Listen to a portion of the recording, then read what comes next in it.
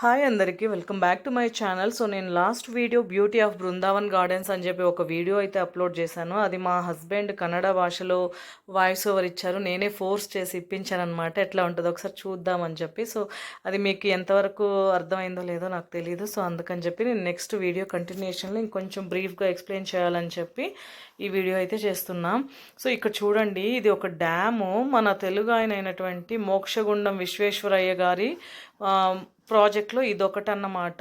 ఇది ఎంత పెద్ద డ్యామ్ అంటే చూస్తుంటేనే కళ్ళు చెదిరిపోతుంది. ఇంకొకటి బ్యూటీ ఏంటో తెలుసా, ఈ డ్యామ్కి అటువైపు నది, ఇటువైపు ఏమో గార్డెన్స్. చూడండి ఒకసారి, నేను పిక్ యాడ్ చేశాను. ఎంత బ్యూటిఫుల్గా ఉంటుందంటే, ముందైతే డ్యామ్ పైన వాక్ చేసుకుంటూ అటువైపు నుంచి రివర్, ఇటువైపు నుంచి గార్డెన్ చూసుకుని చాలా హ్యాపీగా ఎంజాయ్ చేసేవాళ్ళు అన్నమాట.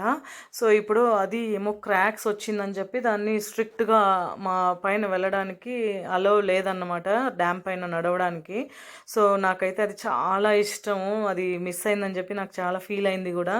బట్ అక్కడ వాళ్ళు ఇరిగేషన్ డిపార్ట్మెంట్ వాళ్ళు తప్ప మిగతా ఎవరికి అక్కడ పర్మిషన్ లేదన్నమాట డ్యామ్ పైన నడవడానికి. సో నేనైతే ఇంకా అసలు మా హస్బెండ్ చిన్నప్పుడు చాలాసార్లు ఆ డ్యామ్ పైన నడుచుకుంటూ అటువైపున కావేరీ రివర్ని, ఇటువైపు బృందావన్ గార్డెన్స్ చూస్తూ భలే ఎంజాయ్ చేసేవాళ్ళంట.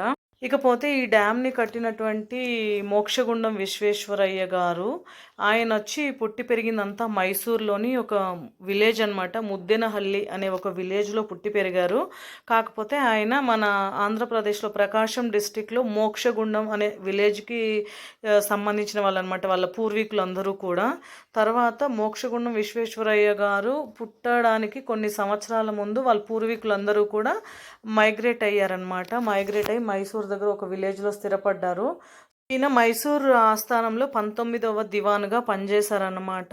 ఈయన సివిల్ ఇంజనీరింగ్లో ఈయన చేసిన ఎనలేని సేవలకి గుర్తుగా సెప్టెంబర్ 15వ తారీఖున మన భారతదేశంతో పాటుగా శ్రీలంక మరియు టాంజానియా దేశంలో ఇంజనీర్స్ డేగా జరుపుకుంటారనమాట. సో ఆయన అంత గొప్ప వ్యక్తి అనమాట. ఇక్కడికి వచ్చాం కదా, ఈ ప్లేస్ గురించి కొన్ని విషయాలు అయితే మనం తెలుసుకోవాలి కాబట్టి ఇది ఒక బేసిక్ నాలెడ్జ్ నేను గ్రాప్ చేశాను. అండ్ ఇంకొక విషయం విశ్వేశ్వరయ్య గారి గురించి తెలుసుకున్నాను. అదేంటంటే ఆయన 100 ఇయర్స్ 1861 నుంచి 1962 వరకు బ్రతికారన్నమాట. అసలు ఎంత హెల్తీగా ఉంటే 100 ఇయర్స్ బతుకుతారు కదా, ఆ కాలం ఫుడ్డే వేరనమాట. సో ఇంకా ఆయన గురించి పక్కన పెడితే ఇక్కడ గార్డెన్ అయితే చూడండి ఒకసారి. ఇది మేము ఆల్మోస్ట్ టాప్కి వచ్చేసాం అనమాట. చాలా దూరం నడవాలి, అసలు ఓపిక ఉండాలే కానీ.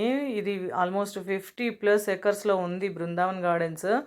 చాలా అంటే బ్యూటిఫుల్గా ఉంటుంది. పిల్లలకి ఇక పక్కన కొంచెం ఆడుకోవడానికి అంతా కూడా స్పేషియస్గా ఉంది. చాలా అంటే చాలా బాగుంటుంది. కాకపోతే ఇంకో విషయం ఏంటంటే, చాలామంది ఈవినింగ్ టైంలో వస్తారు, ఎందుకంటే లైటింగ్ ఉంటుంది evening. So musical fountain show ఉంటుంది అనమాట. అది కూడా చాలా బ్యూటిఫుల్గా ఉంటుంది. కాకపోతే ఓన్లీ అది లైటింగ్ మాత్రమే చూడగలం నైట్. బట్ ఈ బ్యూటీని అంతా మనం చూడలేం కదా. సో మార్నింగ్ పిల్లలంతా ఎంజాయ్ చేయలేరు. ఈవినింగ్ చూడండి, నేను క్లిప్ యాడ్ చేశాను. సో ఇలా ఉంటుంది అనమాట లైట్ షో ఈవినింగ్ టైంలో. సో ఓన్లీ ఈవినింగ్ వచ్చామంటే లైట్ షో మాత్రమే చూడొచ్చు. బట్ ఇదంతా మనం తిరిగి చూడలేం కదా, కాబట్టి మార్నింగే బాగుంటుంది అనమాట. మార్నింగ్ వస్తే చక్కగా మనం ఎంతసేపు కావాలంటే అంతసేపు హాయిగా వాక్ చేయొచ్చు, పిల్లలు ఆడుకుంటారు. ఇది వచ్చి ఇక్కడ వచ్చి మనకి చాలా షూటింగ్స్ అయితే జరిగాయి. మన చిరంజీవి గారి అబ్బని తీయని దెబ్బ షూటింగ్ జరిగింది ఇక్కడే అనమాట. సో అదే కాకుండా చాలా మూవీస్, సాంగ్స్ అన్నీ కూడా ఇక్కడ షూట్ చేశారు. ఇది వచ్చి పార్క్ అనమాట. పక్కనే చిన్నపిల్లలకి, మామూలు పిల్లలకి ఆడుకోవడానికి పార్క్ అనమాట. వాక్ చేయడానికి ఒక ట్రాక్ ఉంది. సో ఇదంతా పిల్లలు ఆడుకోవడానికి స్పేషియస్గా చాలా బాగుందన్నమాట. సో మా వాళ్ళు అయితే ఇంకా జారే బండి అది ఇది అనుకొని ఇంకా అసలు రావట్లేదు. కానీ ఎండ కూడా విపరీతంగా ఉంటుంది, సివియర్ ఉంది ఎండ. సో మైసూర్లో మనకు ఆల్మోస్ట్ చిత్తూరు, తిరుపతి అక్కడ ఎలా ఉంటుందో అంత హాట్గా ఉంటుందన్నమాట ఎండ. సో పిల్లలైతే చాలాసేపు ఆడుకున్నారు, మేము కూడా చాలాసేపు ఇక్కడ స్పెండ్ చేసాము.